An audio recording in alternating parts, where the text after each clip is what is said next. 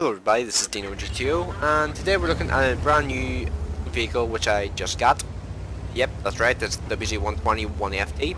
I actually meant to make an overview of this vehicle a while ago, but I kind of let slip through the cracks because I was dealing with some stuff with the flat in on campus in uni and stuff like that there, so I didn't really have a chance to really do a full video talking about this thing. So I figured I may as well do it now because I actually have one. I've played it, and I can say this machine is like the SU-120-244 on steroids.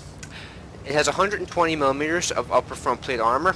It has great mobility. It is able to consistently do about 45 kilometers an hour with no real problems. 6 degrees of gun depression, 2 degrees more than the SU-120-244. Yeah, the rate of fire is lower, but it has way better pen for its tier at 248. That's only less than I think the STR VS1. I think that's the only, well, the STR VS1, is there one more? I think there might be. I think that has more pen than this. I think the CDA, or whatever the hell it's called, the 105 thing, has more pen than this as well, but not by much. This is like the third highest pen gun in tier 8. So, yeah, this is, well, in terms of tier 8 premiums, by the way, that's what I mean. And it's absolutely devastating how this thing just dispatches with tier 7s. Tier 7s have no hope with this thing. This thing just, look at that. This thing just blows things to pieces. It's awesome. And I can roll for over 500 damage. It's just so satisfying to use. Honestly, the main reason that I got this thing, I was playing the IS-4 and I was just thinking to myself, huh, I could have a gun that's almost identical to this on a tier 8 and the tank trading system's active at the moment and it's in the tech tree. Huh. That seems like a good deal. I can have basically a tier 10 heavy tank gun on tier 8. Just to have to sacrifice the turret. And I was like, I'll take a look at it and see what it's like. And I just watched a couple of videos on it and I was just I was thoroughly impressed by how it seemed to play. And I love how the up front plate is so strong on this thing. It's not it's not the strongest thing in the world, but if you're using your gun depression, the upper front plate on this thing is very tough for tier 8s and 9s and stuff like that to penetrate. Tier 10s don't seem to have too much of an issue, but tier 8s and 9s are lower than tier 9s seem to have a bit of an issue with it, which is pretty awesome, especially when you're top tier like this. And yeah, this alpha damage is just so nice to use. It just feels so satisfying to just wreck people with this incredibly powerful gun. And I think this is the only other tier 8 premium tank destroyer I own. The other one being the Tiger 88. But I never play that thing because it's kind of boring. This thing here though is I can see myself playing this thing a lot because it's just fun. I don't even have a crew. I didn't even have a crew for this thing, so I had to spend a little extra gold in order to get a crew for it because the highest crew I had for a Chinese tank destroyer was a free crew. That has 50% crew. I'm not going to drive a tier 8 with 50% crew, so I ended up having to use gold on that. But yeah, I feel like it was worth it because this gun and this tank is just so much fun. And I'm not going to lie here, I thought that guy was in a Borsig, so I auto-aim at him, snapshot, and I was genuinely like, wait, what? How did oh, right, he's using the same tank as me. Whoops.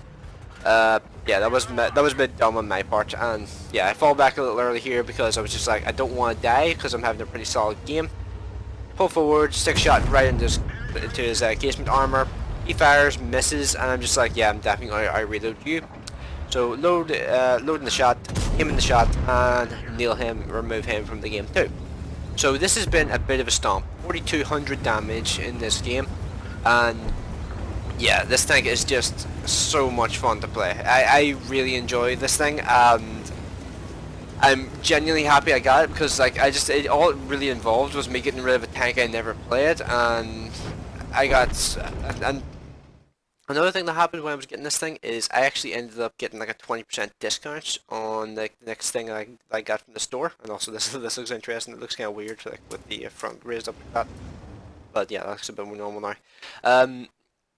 So I actually ended up getting a 20% discount randomly after I played a half decent game. It said 20% off the next thing you select within the next 7 days. Then I saw the tank trading system came out, and I was just huh, I wonder how much this would cost me if I was just to buy the remaining amount of gold with 20% off. I looked at the price and just went, that's about the price of a tier 6 premium. I can get a tier 8 for that there. All I have to do is trade the T15. Yeah. I was just that's no problem with me. I was just I just went, fuck it, get it. And yeah, AT15M, it's a machine I really didn't care too much about. I really didn't like that machine particularly much. Um, so I have no real bad feelings about actually getting rid of it. So yeah. So overall, pretty happy with that game. Pretty decent result for the most part. Let's see, anything else I really need to mention? Yeah, just like I love the playstyle of this thing. Like, just you can be aggressive in this thing, and honestly, that's probably the main thing that attracted me to this machine. Things like Scorpion, I think I would genuinely struggle with because I feel like I am too aggressive to play machines like that consistently well. I could have a good game at it every now and then, but I don't think I could do it consistently. I feel like I'd be just like two balls to the wall and get myself killed really early on and shit like that. Um, so yeah, this thing here, having that little bit of extra security in the form of the extra armor it has is pretty nice. And the mobility is pretty sweet too. They can go around the map at about 45 consistently, and it's just awesome. So yeah, I like this machine. I wouldn't recommend anybody gets it because nobody plays Chinese tank destroyers for good reason, because tier 9 suck. Nobody's going to play those things because they're awful, as I just said. So there's absolutely no point in people buying this here as a crew trainer. I literally got it because it looked like a lot of fun to play, and so far I've been having a lot of fun playing it. So yeah, let's jump into the post-battle result screens. Okay, so we are back with the replay results. So I'm trying this a little bit different this time. I'm actually using the Windows, Windows picture viewer thing. So I feel like this might be a little handier because I actually point at the things I'm talking about and things got there, rather than just have you guys having to like look at the screen and see like roughly what I'm talking about. So this was worth first class mastery. It was worth 1,279 base XP, high caliber, 82,170 credits. That's without premium account, so that's pretty base honestly, and that would have been over 120,000 credits with premium account. Holy shit! I wouldn't have been far off. Wouldn't have been far off 2000 XP if I had a premium account as well. Jeez, that's pretty mental. So yeah, majority of my damage there was pretty much built off of the lower tiered vehicles, but there was some decent shots into some higher tier vehicles, or some like equal tier vehicles as well. So it was pretty awesome. Let's go on to the team scores. So top of the team, as you'd probably expect with a game like that and a high caliber. So 3 kills. Next highest on my team was 1,001 damage done with the WZ-131. Highest score on the enemy team was the Tiger 2, and the second highest score was the WZ-120-1FT, which is, it's interesting because I've actually seen both sides of the spectrum with these things. They either do really, really well, or they do absolutely appallingly badly. It seems to be a very Marmite machine. It's like people either love it or they absolutely detest it. It's kind of like the KB5 in that form, in that way, honestly, because if you know what you're doing in this thing, I feel like you can make a lot. You can extract a lot of the potential from this machine and get a lot of damage out from it. But yeah, let's go on to the detailed report here, just so you can see the accuracy and stuff. Oh shit, it's 12 shots fired, 11 direct hits, and 10 penetrations. So that's a pretty freaking good ratio.